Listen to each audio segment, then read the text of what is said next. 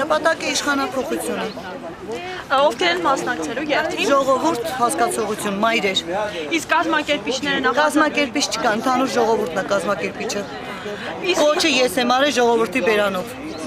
Իսկ ինչու հենց հիմա։ Ինչու հենց հիմա, որովհետև արդեն ոսկորներից ասել էլի վիճակի չենք համբերելու։ Ամեն օր մի նոր ոտնահարություն ընդդեմ ժողովրդի։ Ոչ մի նամակ էլ չենք ներկայացնելու, պահանջ ենք ներկայացնելու եւ վերջ, նամակ չունենք տալու։ Մենք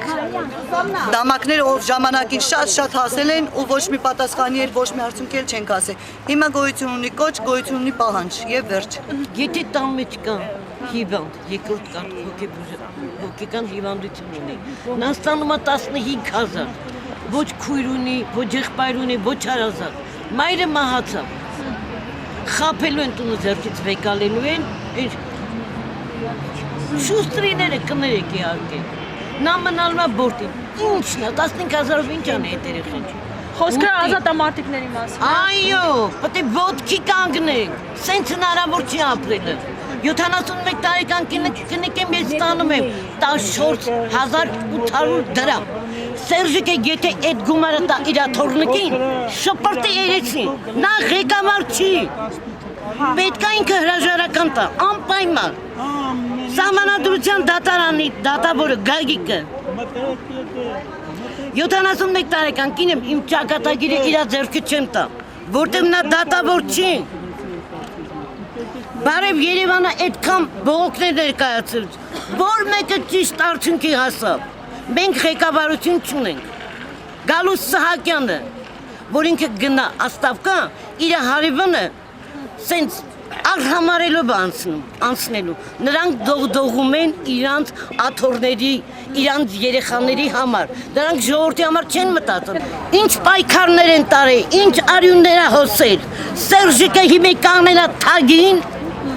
ժողովրդն ուշադրություն չի դարձնում։ Եթե հիմա աղջիկ ջան, ես հիմա թավ գողանամ, ձեր լրիվ կանալներն են ցույց տալու։ Բայց այս տատին հավը գողացավ, կամ այդ զուն գողացավ։ Սերժիկը չի մտածում, որ եղբայրը նստել է Հայաստանի վզին ջարդելով գնում է։ Դե մի անգամ թե մի հատ կանաչ Սերժիկի աղբորը ցույց տա։ Ամոթ իրան ինքը ղեկավար չի, վախենալու բան չունեմ։ Ես իմ կյանքը ապրել եմ։ Հիմա աստված ոչ անի, պատերազմ լինի։ Գնալու են, չէ ում համար են, Սերժի համար են գնալու։ Ամբողջ աշխարհին ոտքի է կանգնացրել, ցեղասպանությունը ոտում։ Ես էլ հայ եմ։ Ինձանից լավ հայ չեմ ճանաչում։ Բայց ինքն էլ մառանի կոտորում աստե ժողովրդին։ Մեր վիճակը ինչ է։ Ջայլ աղջիկ ես, ինչ աշխատավարձ ես ստանում։ Մեկի խոսում ու այսքան օրը, բալիկ ջան, ինչ աշխատավարձ ես ստանում։ Մարդեն մենք ով չի։ Ասում 150,000։ Գնում անդեղ իրանց սովորացածներին, դու փողոցում խոսցնի,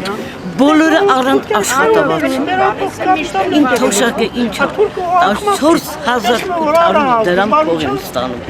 Հիմա աշխատանք չներ, որ երկու տեղ գնայի, գվվելով ավել թապեի, թողայի գայիմ տուն, ինչ էլ ուզենայի առնեի։ Մարդիկ հիմա առևտուր են անում, յամ տեն նոր տարի է, չես ուզենա մի հատ լավ բան առնես քո համար, զես կեղեն ասես նոր տարի է, ես իմ ուրախության համար է, բայց պետք է նայես գրպանից։ Ժողովուրդը կոտորվում են, ինքը ղեկավար չի, ինքը լսում է իր ազիր վեզիրներին, շանը որ քարակցում տերը, շունը անհայտանում է։ Ասում եմ իմ տերը ինձ լավ չի ճանաչում արդեն։ Բանուժեն ինքը Աստծու դեմը պատասխան չի տալի, որ ես ղեկավար չեմ։ Այս ժողովուրդը ոտքի է կանգնի, գեղ կանգնի գերանա ջարդելու։ Սերժիկ Շնորհակալություն։ Դուք Գիտեք ինչ, ես այն օրը հանդես եմ եկել, որ 6 ամիս ժամկետ պիտի տալ Սերժ Սարգսյանը և մյուս բոլոր պաշտոնյաներին։ 6 ամսվա ընթացքում, եթե յուրաքանչյուրը իրականացնի իրենց գործառույթները, ավելի քիչ չէ։ Եթե ոչ, ապա նրանք պետք է հրաժարվեն։ Իսկ Սերժ Սարգսյանի այդ պահանջների առջև դրված է կենսաթոշակները 100,000 պիտի դառնան, նվազագույն աշխատավարձերը 100,000 պիտի դառնան, բոլոր քաղբանտարկյանները պիտի ազատ արձակվեն։ Եթե այդ բոլոր պահանջները չարվեցին, ես արդեն սկսել եմ ստորագրահավաքը։ Ինչի համար ես դու ղեկավարում, որպեսզի ժողովուրդը այսպիսի օրհասական վիճակի մեջ մնա։ Չենք ուզում մենք նման ղեկավար։ Ժամանակն է, որ հասկանա, որ չեն ուզում, հեռացեք ուրեմն։ Միթե այդ պաշտոնը ես չեմ հասկանում ամբողջ կյանքի համար է։ Պաշտոնը դա մի այնպիսի բան է, որ գալիս է ժողովրդին հոգսը հոգալու ու ամբողջ կյանքում դու, չգիտեմ, այդ պատիվը կրելու, որ դու եկա ժողովուրդ ղեկավարեցիր, պետություն ղեկավարեցիր, քաղաքական կշիռ ունեցար եւ ոչ թե պատվազրկվեցիր ու չգիտեմ հեռացար։ Ես մեր ժողովրդին եմ խղճում, որովհետև խղճում եմ մեր ժողովրդին,